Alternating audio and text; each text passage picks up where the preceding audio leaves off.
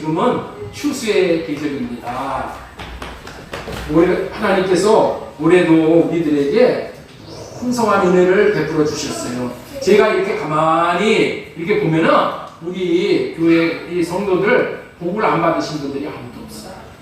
다들 하나님께서 1년 동안 풍성한 복을 다 주셨어요. 네. 너무나도 은혜를 많이 베풀어 주셨어요.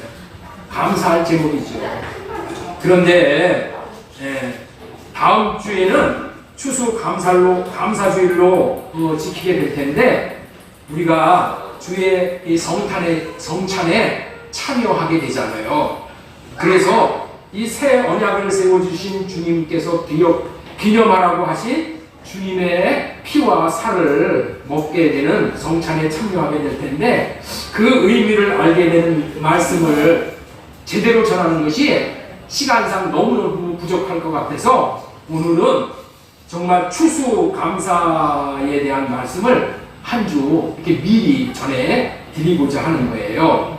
그래서 오늘은 진정한 추수 감사라는 제목으로 이렇게 말씀을 대언하도록 하겠습니다. 구약 시대의 백성들에게는 보이는 육적인 것에 복을 주시는 것에 대해서 성경의 많은 부분을 할애하고 말씀을 하고 있는 거예요. 땅의 복인 것을 말하는 거예요. 땅의 복. 땅에서 나오는 소산, 소와 양과 염소, 가축에 대한 복, 땅에서 나오는 게 많잖아요. 먹고 입고 마시는 거 다 땅에서 나오는 거죠. 그리고 건강의 복을 말하는 것이죠.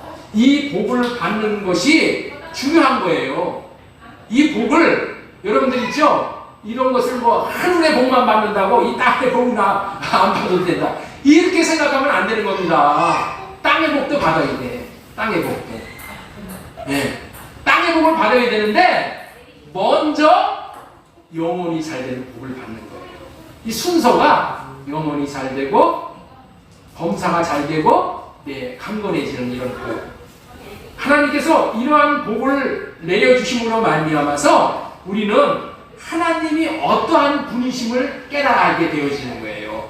하나님이 나를 사랑하시고 나에게 관심이 있으시고 나에게 놀라운 복을 주시는 분이시구나. 이것을 알고 하나님을 믿게 하는 거예요. 그리고 하나님을 경외하는 삶을 살도록 하시기 위해서 이런 복을 주시는 거예요. 그러나 이 새 언약 시대에는 영혼의 복을 우선적으로 말씀을 하고 계십니다. 영혼이 중요한 거예요. 영혼이 중요한 거예요.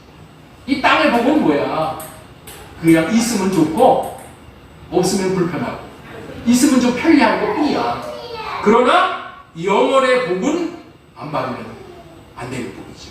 꼭 필요한 복이시죠. 하나님은 복을 주시는 분이시는데 영혼의 복을 먼저 주시고 땅의 복도 주시는 거예요.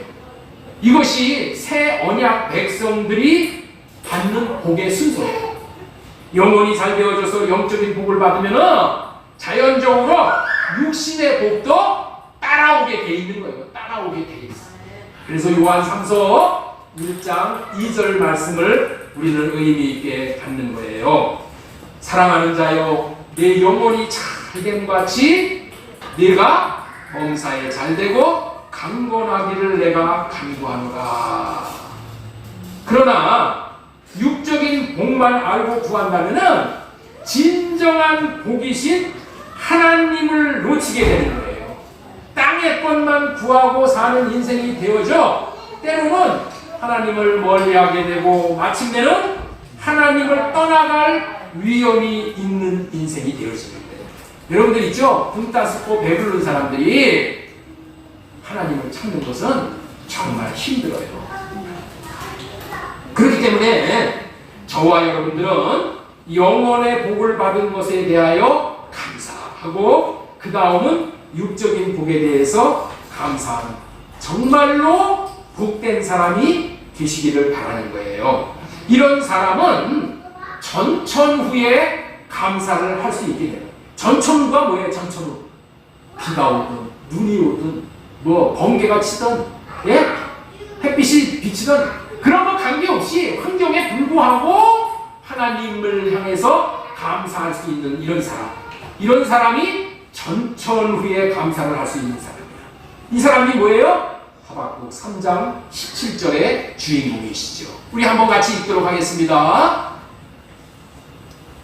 비록 무화과 나무가 무성하지 못하며 포도나무에 열매가 없으며 감람나무에 소출이 없으며 밭에 먹을 것이 없으며 우리의 양이 없으며 외양간에 소가 없을지라도 나는 여호와로 말미암아 즐거워하며 나의 구원의 하나님으로 말미암아 기뻐하리로다.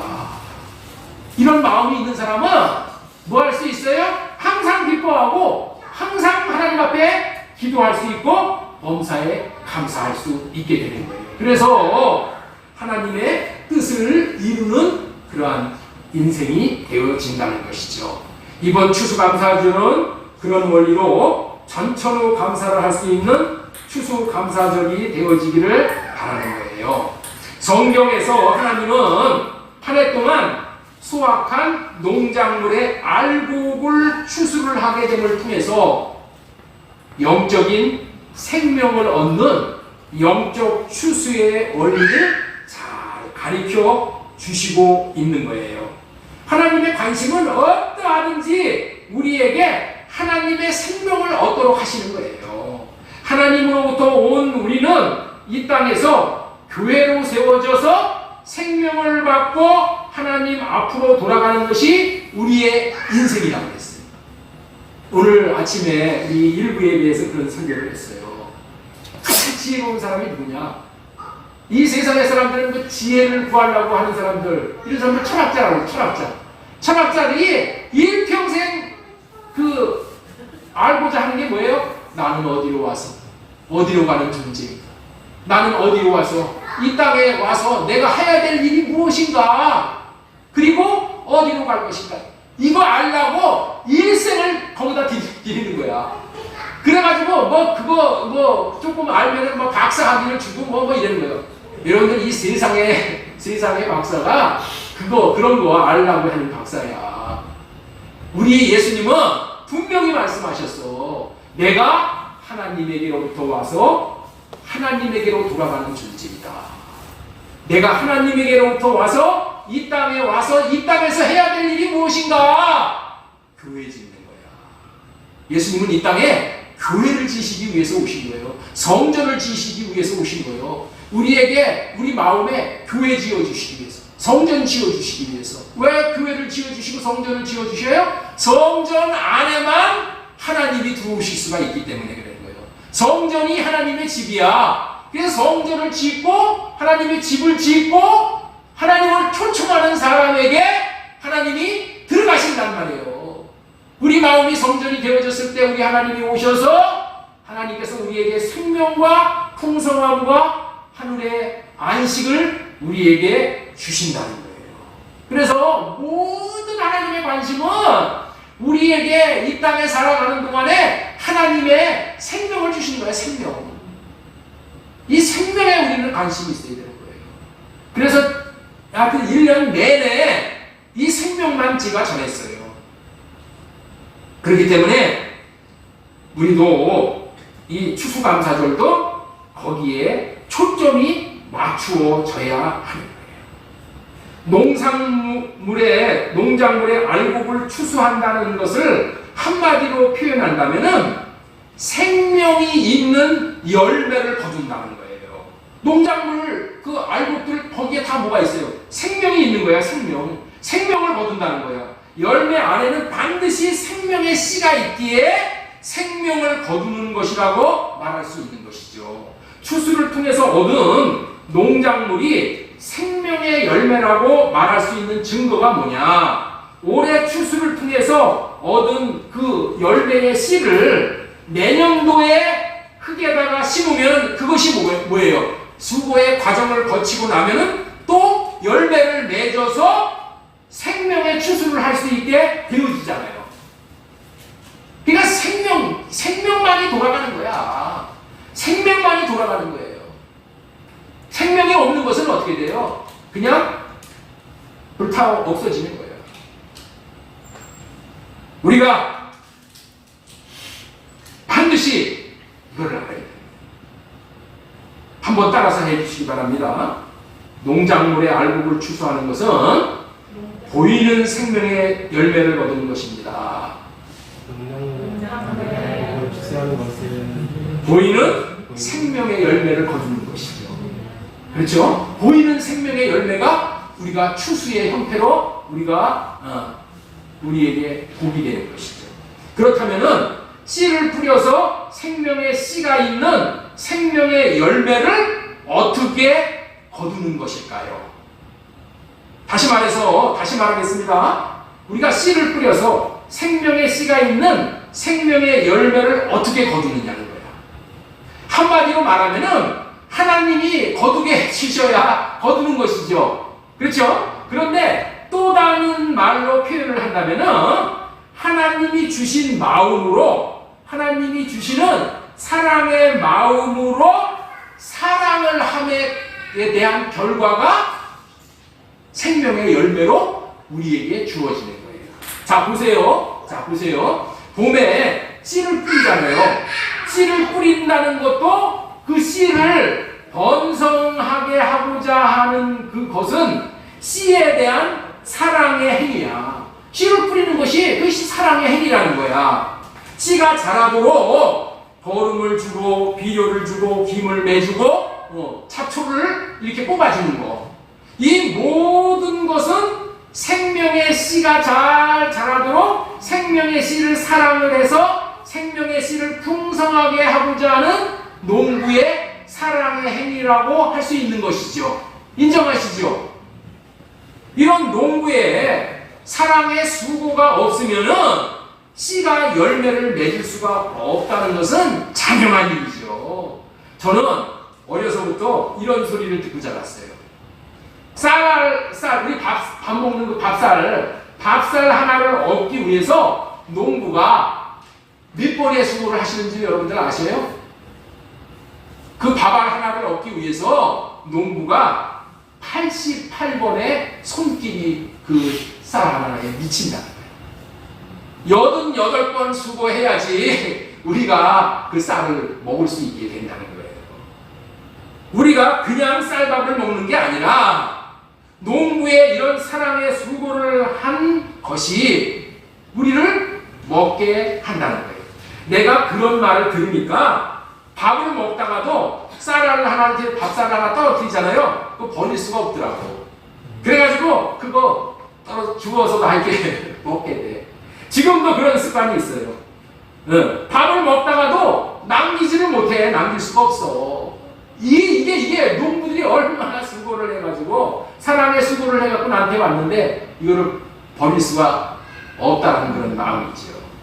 농부가 오랜 기간의 사랑의 수고를 한 후에 결실을 맺음으로 추수, 다시 말해서 생명을 얻을 수가 있는 것이죠.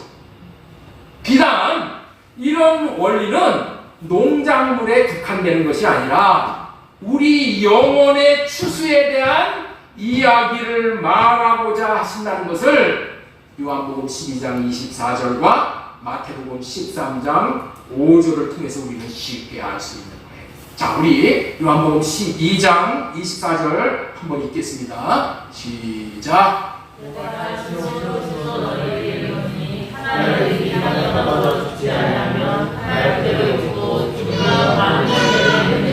자기 생명을 사랑하는 자는 이를 잃어버릴 것이요 이 세상에서 자기의 생명을 미워하는 자는 영원토록 보존하리라. 우리에게 생명을 얻게 하시기 위해서 예수님 자신의 생명을 미워했다는 거예요. 네? 미워했다는 것은 뭐예요? 과감하게 우리를 위해서 십자가에다가 내놓으셨다는 거예요. 이것이 뭐예요? 영혼에 대한 이야기야. 영혼을 위한 사랑의 수고가 있으므로 우리의 영혼의 생명을 얻게 된다는 것을 말하고 계시는 거예요. 마태복음 13장 5절에도 예수님께서 비유로 여러 가지로 씨 뿌리는 비유에 대해서 말씀을 하시잖아요. 4절 뿌릴새 덜어는 길가에 떨어지며 새들이 와서 먹어버렸고 때로는 덜어는 흙이 얕은 돌밭에 떨어지며 흙이 깊지 아니하므로 곧 싹이 나오나 해가 돋은 후에 타서 뿌리가 없으므로 말랐고 더러는 가시 떨기 위에 떨어짐에 가시가 자라서 기운을 막았고 더러는 좋은 땅에 떨어짐에 어떤 것은 100배 어떤 것은 60배 어떤 것은 30배의 생명의 결실을 했다는 것이죠. 여기서 땅은 우리 마음을 땅으로 비유해서 설명하는 영혼에 대한 말씀이에요. 그리고 우리 마음밭, 다시 말해서 이 영혼, 우리 마음밭이 영혼이야, 영혼. 이 영혼을 좋은 밭으로 만드는 사랑의 수고가 있어야 함을 말하는 것이에요. 그리고 또한 농작물의 이런 추수까지의 과정을 우리 영혼에 대한 영적인 추수의 과정으로 잘 표현하고 있는 내용이 신명기 30장 6절에 있습니다. 자, 보겠습니다. 네 하나님 여호와께서 네 마음과 네 자손의 마음에 할례를 베푸사. 여러분들 있죠? 육신의 생각이 있으면 이게 돌짝봐, 길까봐, 가시떨기밭하고 똑같은 거예요. 네? 할례를 베푸사 너로 마음을 다하며 뜻을 다하여 네 하나님 여호와를 사랑하게 하사 생명을 얻을 것이며 사랑의 결과가 생명을 얻는다는 거예요. 농부가 곡식 알고 얻기 위해서 사랑의 수고를 함으로 인해서 보이는 생명을 얻잖아요.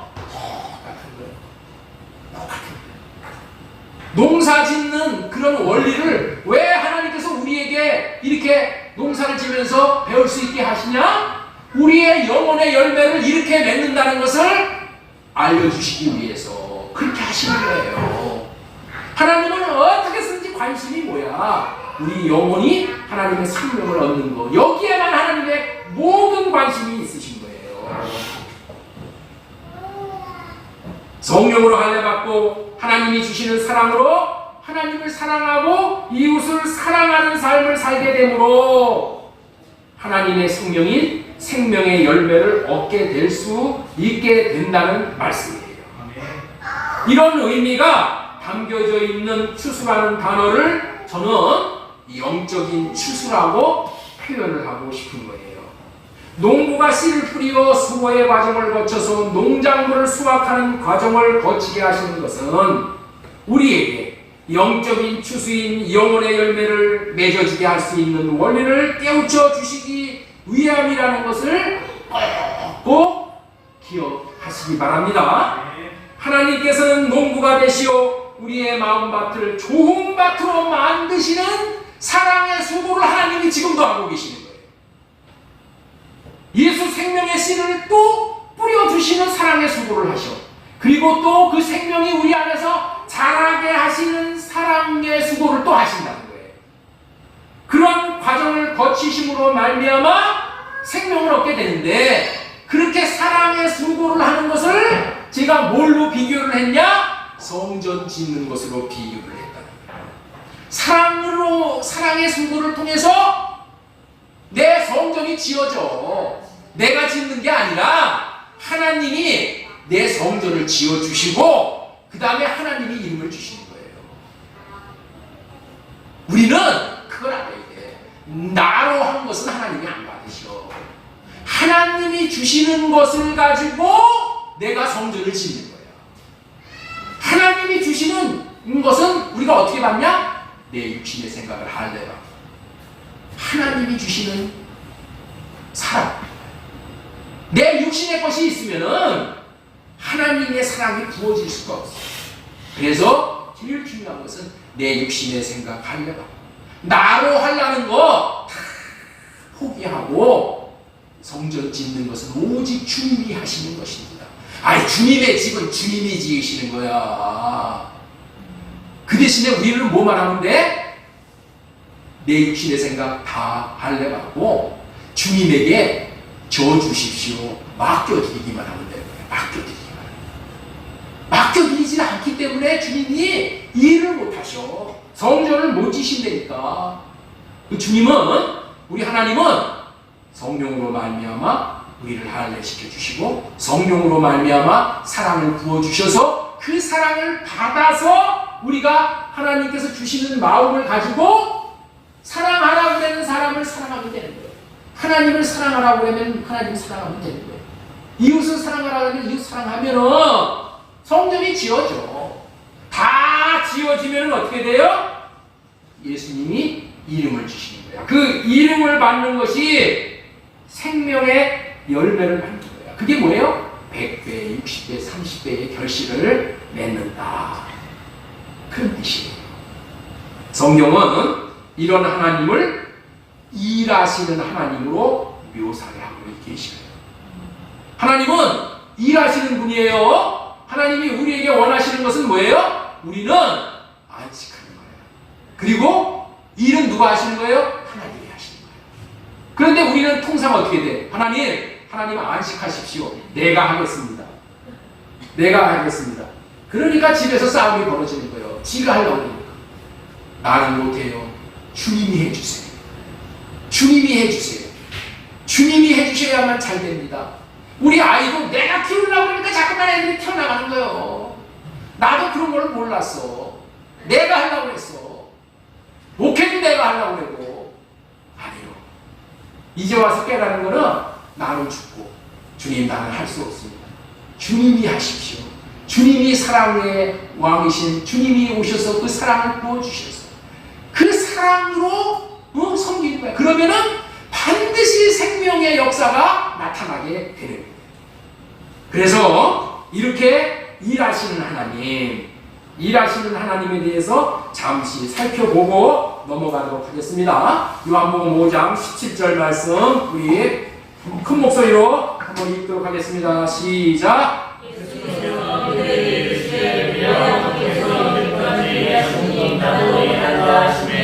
하나님은 예수 생명의 씨를 심으시고 성장케 하시며 생명의 열매를 맺게 하시기 위해서 지금도 우리 마음밭을 기경하시고 기름진 밭이 되어져서 그 씨를 뿌려주시고 그 씨에 영양분을 주셔서 자라게 하시고 씨의 영양분이 뭐예요? 그 사랑이야. 사랑. 씨는 우리 마음발에 떨어져서 발화를 죽어지고 발화를 하고 자라게 되잖아요. 이런 모든 과정이 뭐라고요? 사랑의 성김으로 인해서 이렇게 되는 거예요. 하나님이 이런 일을 위해서 지금도 일하시고 계시는 거예요. 요한복음 5장 19절 20절 보겠습니다. 그러므로 예수님께서 그들에게 이르시되 내가 진실로 진실로 너희에게 이르노니 아들이 아버지께서 하시는 일을 보지 않고는 아무것도 스스로 할 수 없나니 아버지께서 행하시는 그것을 아들도 그와 같이 행하느니라. 아버지도 일하시고 아들도 일하시고 뭐를 위해서? 생명의 역사를 위해서. 하나님도 사랑으로 일하시고 아들 예수님도 사랑으로 일하시는 분이에요. 이토록 일하시는 하나님은 언제서부터 일하셨을까요? 태초부터 일하고 계시는 분이에요. 요한복음 1장 1절 태초에 말씀이 계시니라. 이 말씀이 하나님과 함께 계셨으니 이 말씀은 곧 하나님이시라. 그가 태초에 하나님과 함께 계셨고 만물이 그로 말미암아 지은 것이 되었으니 지은 것이 하나도 그가 없이는 된 것이 없느니라. 그가 일하시는 거예요. 그가 일하시는 거예요. 유명한 미술가인 미켈란젤로가 그린 이 천지 창조라는 그림이 있어요. 거기 보면은 이 손가락을 쭉 뻗치고 있는 그 모습을 우리가 볼 수 있어요. 그것을 뭐로 표현했냐? 하나님의 손가락, 하나님의 손가락. 이는 살아계신 하나님의 능력의 손이 천지를 창조했음을 나타내는 뜻이에요. 성경을 볼 때 손은 사랑으로 일하시고 권세와 능력과 지혜로 일하시는 분임을 우리에게 알려주셔요. 자, 그래서 우리 하나님은 어떤 하나님이냐? 첫 번째 드리고 싶은 말씀이 뭐예요? 하루 종일 손을 펴신 사랑의 하나님이심을 우리는 알게 돼요. 그 하나님이 일하셨음을 감사하는 것이 그것이 진정한 감사야. 자, 이사야 65장 1절로 2절 자 보겠습니다. 나는 나를 구하지 아니하던 자에게 물음을 받았으며 나를 찾지 아니하던 자에게 찾아냄이 되었으며 내 이름을 부르지 아니하던 나라에 내가 여기 있노라 하였노라. 내가 종일 손을 펴서 자기 생각을 따라 옳지 않은 길을 걸어가는 패역한 백성들을 불렀나니. 내가 종일 손을 펴서라는 이 표현이 나오죠. 2절. 이것이 뭐예요? 하나님께서 일하심을 의미하는 거예요.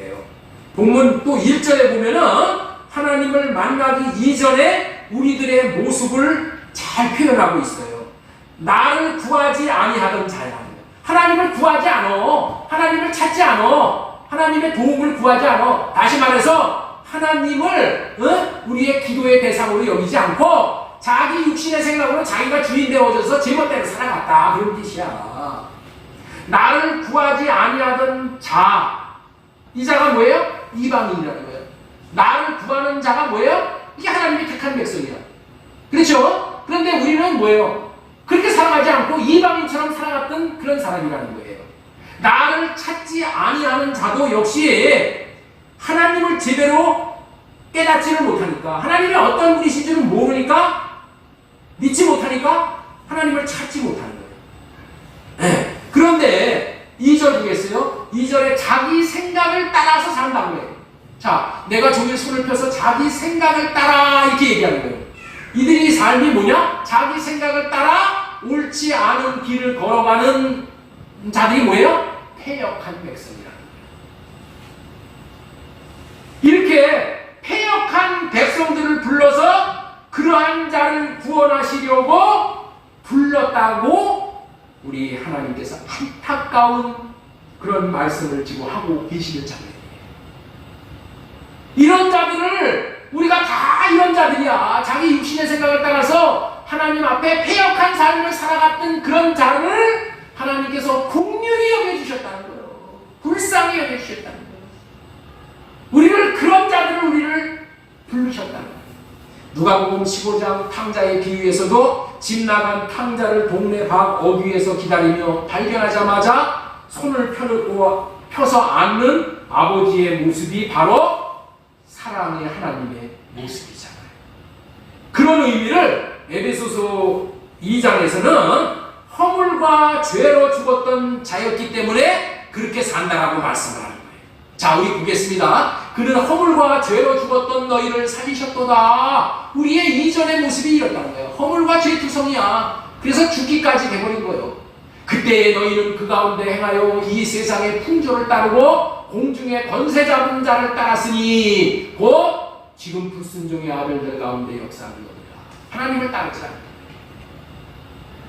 전에는 우리도 다 그 가운데서 우리 육체의 욕심을 따라 육신의 생각으로 살아가는 거예요. 육체와 마음이 원하는 것을 하여 다른 이들과 같이 본질상 진노의 자녀였거니. 그렇게 살 수밖에 없었던 것은 사탄, 마귀, 귀신이 우리의 눈을 어둡게 했어. 그래서 하나님을 못 보는 거예요. 하나님이 어떠한 분이신 것을, 하나님의 사랑을 못 봤다는 거예요. 못 봐. 그래서 마음을 혼미하게 됐기 때문에라는 것을 고린도후서 4장 3절 이하에서 말씀하는 거예요. 만일 우리의 복음이 가려웠으면, 복음이 뭐예요? 우리 하나님의 복음이죠. 예수 그리스도가 복음이죠. 예수님을 못 봤다는 것이죠. 이러면 어떻게 된 거야? 그 망하는 자들에게 가려워진 것이니라. 그 중에 이 세상의 신이 믿지 아니하는 자들의 마음을 혼미하게 하여 그리스도의 영광의 복음의 광채가 비치지 못하게 하리니 그리스도는 하나님의 형상이니라. 사탄이 우리 마음에 어둠을 뿌려놓았기에 하나님이 어떠한 분이신지를 알지 못하기에 하나님에 대해 묻지도 않고 찾지도 않고 오직 자기 육신의 생각을 따라 패역한 삶을 사는 자들을 향하여서도 하나님은 손을 내밀어 주시는, 하나님은 사랑으로 일하고 계시는 하나님을 알 수 있게 되는 거예요. 하나님께서 하루 종일 손을 펴고 계시다는 것은 마음을 열고 우리를 품어주시기 위해 손을 펴시는 하나님이에요. 바로 우리를 향한 하나님의 사랑을 보여주시는 말씀이죠. 요한일서 4장 8절에서도 하나님은 당신을 사랑이라고 소개하고 있습니다. 자, 사랑하는 자들아, 우리가 서로 사랑하자. 사랑은 하나님께 속한 것이니 사랑하는 자마다 하나님으로부터 나서 하나님을 알고 사랑하지 아니하는 자는 하나님을 찾지 못하나니 이는 하나님은 사랑이십니다. 하나님이 찾아오셔서 사랑을 부어주시는 사랑의 하나님을 말씀하시고 있는 것이죠. 하나님을 배반하고 등진 패역한 이스라엘 백성들을 당신의 손을 펴서 안아주시는 사랑의 모습을 이렇게 적나라하게 보여주시고 말씀하고 계시는 것이죠. 이렇게 이를 우리가 볼 때 우리는 하나님의 사랑은 영원히 변함이 없음을 알게 됩니다. 그 사랑의 하나님이 그런 자들을 향해서도 친구로 삼으시기 위해 자신을 죽이시고 크신 사랑을 베풀어 주심을 볼 수 있는 것이 요한복음 15장 13절. 우리 한번 같이 읽겠습니다. 자, 큰 목소리로 이렇게 이 말씀을 읽을 때 죽음이 떠나는 거예요. 자, 시작. 사랑이 주를 위하여 자기 목숨을 버리면 이보다 더 큰 사랑이 없느니 너희는 내가 명한 대로 행하면 곧 나의 친구라. 이제부터는 너희를 종이라 하지 아니하리니 종은 주인이 하는 것을 생각하리라. 너희를 친구라 하느니 내가 내 아버지께 들은 것을 다 너희에게 알게 하였으니. 예, 우리는 원래 종이야, 종. 그런데 친구로 옮겨주신 거예요. 무엇이 그렇게 했어요? 하나님의 사랑이. 하나님의 그 손은 우리의 죄악과 질고를 대신 짊어지신 손이죠. 나의 손으로 지은 죄를 주님께서 대신해서 당신의 손을 못 박힘에 내어주셨죠. 머리로 지은 죄를 가신 면류관으로 대신 고난받으셨어요. 마음으로 지은 죄를 옆구리에 창으로 대신 속해주셨어요. 그리하여 주님의 양손 양발 머리에서 흘리신 피는 우리의 어떠한 죄도 다 사하실 수 있는 사제의 피, 능력의 피가 되었지요. 나를 믿는 사람은 죽어도 살겠고 살아서 믿는 사람은 영원히 산다. 바로 주님의 사랑의 결과이라는 것이죠. 주님의 펴신 사랑의 손에 붙잡힘으로 죄로 멸망받은 우리에게도 재활의 기회, 다시 사는 축복의 기회가 찾아와서 생명의 열매를 맺게 되는 것이죠. 자, 두 번째로 전해드리고 싶은 말씀은 우리 하나님의 손은 전능하신 손으로 우리에게 일하시는 하나님이에요. 그 하나님을 감사하는 것이 진정한 감사예요. 하나님은 손이 있어요. 그 손은 우리를 건지시는 사랑의 손이실 뿐만이 아니라 전능하신 손이야. 전능하신 손. 400년 동안 애굽에서 이스라엘 백성이 손으로 벽돌을 부으며 모진 고생을 다 했잖아요. 민족의 정체성마저 언어마저도 잃어버릴 정도로 힘든 고통의 삶이었어요. 이때 하나님께서는 당신의 손으로 이들을 안아서 인도해 내셨다고 신명기 4장 34절에 말씀을 하셔요. 어떤 신이 와서 시험과 이적과 기자와 전쟁과 강한 손과 편팔과 크게 두려운 일로 한 민족을 다른 민족에게서 인도하여 낸 일이냐. 이는 다 너희의 하나님 여호와께서 애굽에서 너희를 위하여 너희 목전에서 행하신 일이라. 하나님의 이 편팔, 손, 능력이라. 이 손은 강한 손이요, 강한 팔이요, 능력의 손이요, 능력의 판이요, 수많은 기사와 이적을 행하신 손과 팔이라. 이 사랑의 손으로, 이 능력의 손으로 무엇을 하고 계시냐는 거예요. 광야를 통과하고 모압에서 새 언약을 받고 가나안에 들어가서 성전을 짓도록 하시려고 능력을 나타내 주십니다. 이스라엘 백성들은 애굽에서 왜 구원해 계시냐? 가나안에 들어가서 성전 짓고 그 성전 안에서 하나님과 영원히 하나님의 생명을 받으면서 살게 하시기 위해서 그렇게 하신다. 목적이 뭐예요? 성전 지어서 생명 받게 하시는 거예요. 그런데 이 목적을 모르니까 광야에서 조금만 자기 마음에 안 맞는다고 불평, 원망하게 돼요. 궁극적인 하나님의 이 계획과 하나님의 뜻과 하나님의 목적, 경륜을 안다면은 우리는 뭐예요? 섣불리 하나님 앞에 불평, 불만, 원망하지 않는다. 그래서 세 번째, 우리 마음 안에 성전을 짓도록 사랑으로 일하시는 하나님께 감사함이 정말 진정한 추수감사입니다. 성전은 오직 사랑으로 짓는 것이라고 했죠. 왜 성전을 짓는다고요? 우리 마음 안에 주님의 이름을 두시기 위해서, 주님의 마음을 두시기 위해서, 주님의 생명을 두시기 위해서 그렇게 하신다는 거예요. 우리 신명기 30장 6절 말씀 다시 보겠습니다. 내 하나님 여호와께서 네 마음과 네 자손의 마음에 할례를 베푸사 너로 마음을 다하며 뜻을 다하여 네 하나님 여호와를 사랑하게 하사 너로 생명을 얻게 하실 것이며. 요 말을 제가 계속해서 풀어서 설명해 드렸잖아요. 성령으로 할례 받고 성령으로 사랑을 공급받아서 교회를 식양대로 짓는 것이죠. 식양은 교회를 어떻게 짓는 거예요? 그 식양대로, 성전 짓는 방식대로. 성전 짓는 방식은 뭘로 짓는 거라고요? 사랑으로 짓는 거예요. 그래서 이름을 받고 생명을 받아 알곡이 되어지는 것이죠. 그리고 또 성전이 다 지어지면 우리 마음 안에 들어오셔서 또 일을 해 주시는 거예요. 성전이 지어지기까지는 성령 하나님께서 우리 마음 바깥에서 일을 하셔. 그런데 이거를 잘 구별을 해야 돼요. 네? 우리 마음 바깥에서 일을 하신단 말이에요. 성전이 지어지기 전에는. 바깥에서 감동을 주시고 하나님의 말씀을 깨닫게 해주시고, 그래서 이 성전 짓는 것이 하나님의 뜻이구나, 이런 것을 알게 돼. 그래서 뭐예요?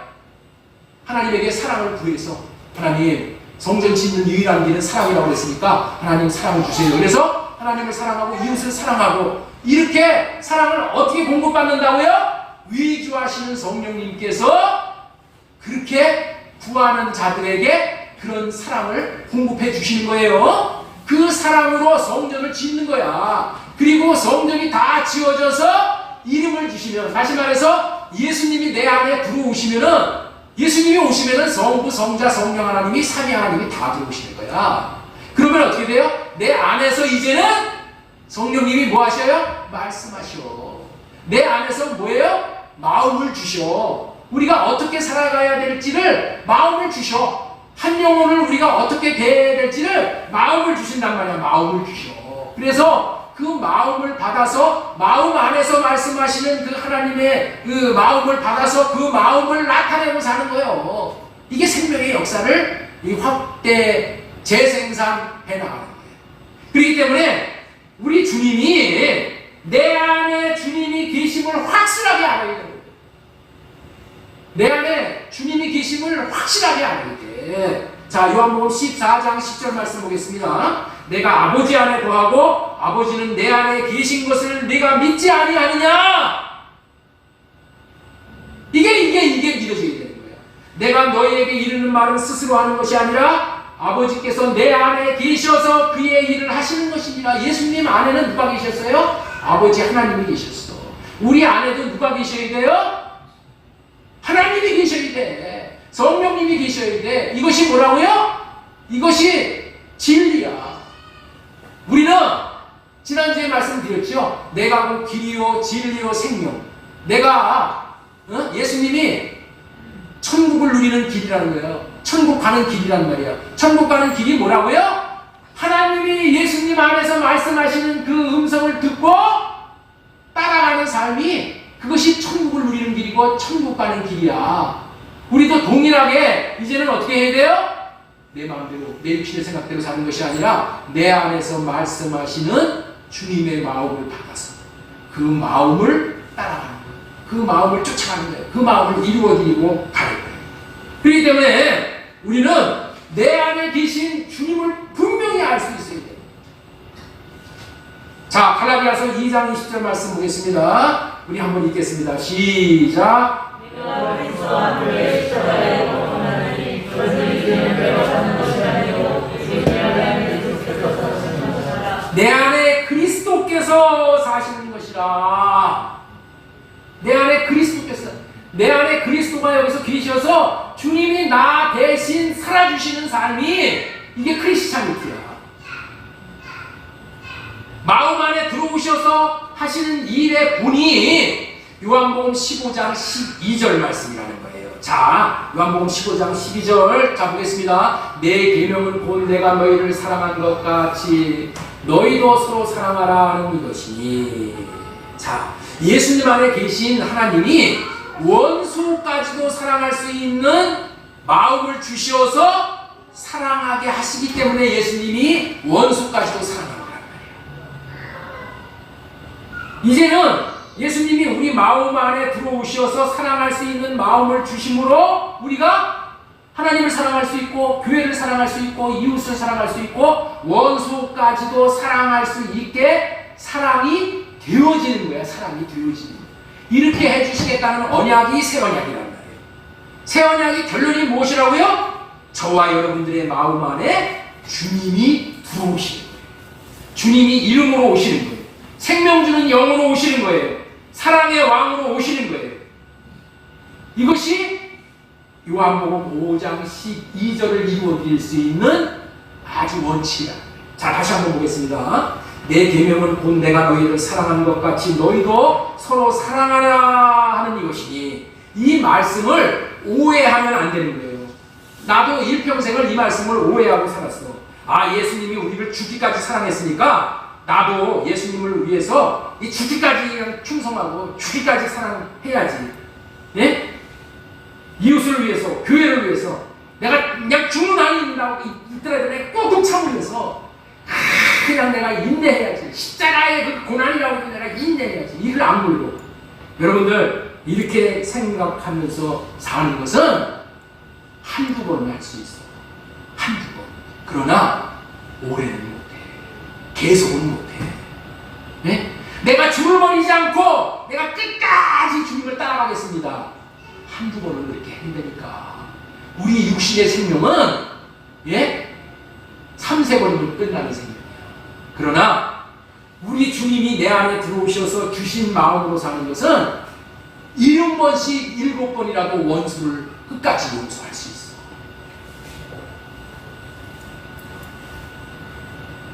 예수님 마음에 주인으로 모시는 하나님이 사랑할 수 있는 마음을 주셔서 원수까지 사랑할 수 있게 하셨듯이 우리도 예수님을 마음의 주님으로 모시어 주님이 사랑할 수 있는 마음을 주시어 그 주신 마음으로 사랑하면 하나님을 넉넉히 사랑할 수 있음은 물론이고 원수까지도 끝까지 사랑할 수 있게 되어진다는 거예요.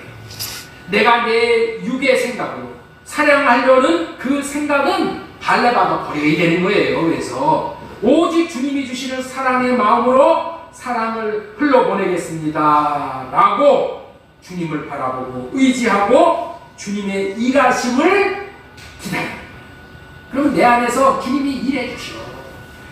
주님은 지금도 뭐 하시는 분이시라고요? 일해 주시오. 어떻게 일해 주셔요?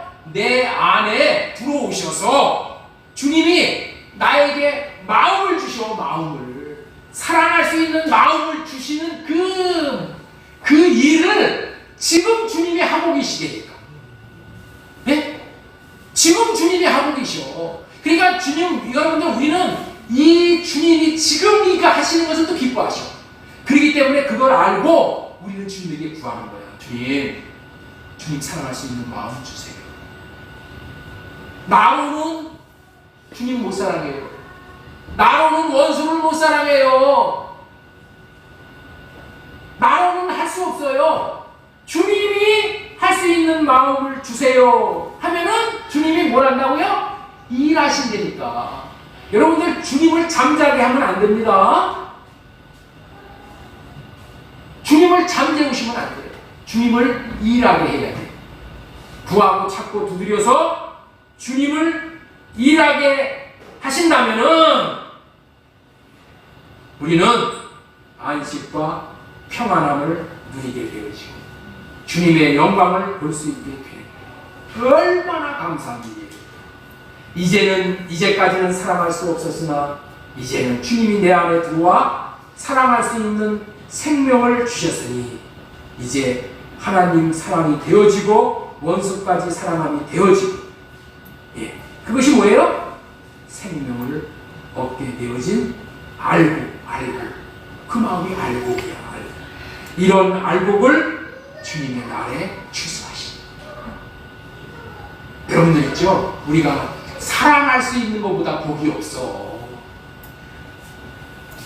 사랑할 수 있는 것보다 복이 없어. 하나님이 구약 시대에도 신약 시대에도 우리에게 오직 명령하시는 것은 사랑하라는 명령 외에는 없어. 그러니까 이 의미를 알고 사랑을 해야 되는데 사랑을 못하니까 어떻게 돼요? 아, 사랑할 수 있는 그 비결이 뭔가? 그게 뭐라고 그랬어요? 외주하시는 성령의 도움을 받아서 성전 짓는 거예요. 그러니까 우리는 일평생 성전 짓고 그 안에 들어가서 구원받고 끝나는 거예요. 여러분들 거창한 거 하는 게 아니에요. 여러분들 있죠? 노아가 일평생 방주 짓고 그 안에 들어가서 자기 가족 8식구 구원받았잖아요. 노아가 일평생 자기 집 짓고 그 안에 들어가서 영면하는 거예요. 영원히 안식하는 거예요. 여러분들, 우리가 이게 되어져요. 사랑이 되어지는 것보다 복이 없다. 그러니까 꼭 기억하세요. 나는 못합니다. 주님, 사랑할 수 있는 마음을 주세요. 이런 사랑을 받아서 성전 짓고 이름 받아서 생명의 역사를 나타내는 이게 알곡이에요.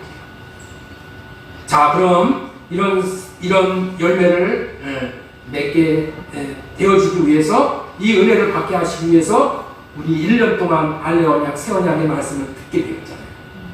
올 한 해 내내 여기서 알레 언약, 새 언약의 복음의 말씀을 들으신 여러분들은 이제 아브라함과 이삭과 야곱에게 하신 약속을 예수님께서 이루어 주시기 위해서 오셨다는 이것을 믿음으로 뭐 한다 그랬죠? 제사함 받고 성전 짓는 터를 받았다 그랬잖아요. 그러니까 1년 동안 제가 이 설교를 함으로 인해서 여러분들이 이런 축복을 누리신 거예요. 아, 하나님은 언약을 이루어 주시는 분이신데 아브라함과 이삭과 야곱에게 하신 약속을 예수님께서 하나님의 아들 그리스도로 오셔서 이루어 주셨다라는 것을 믿음으로 제사함 받는 거예요.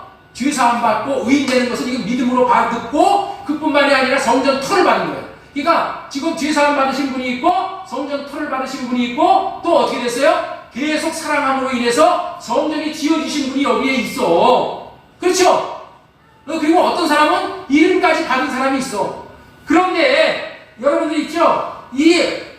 그런 놀라운 그런 복을 받은 것이 여러분들 있죠? 보통 축복이 아닌 거야. 이 엄청난 복인 거예요, 여러분들.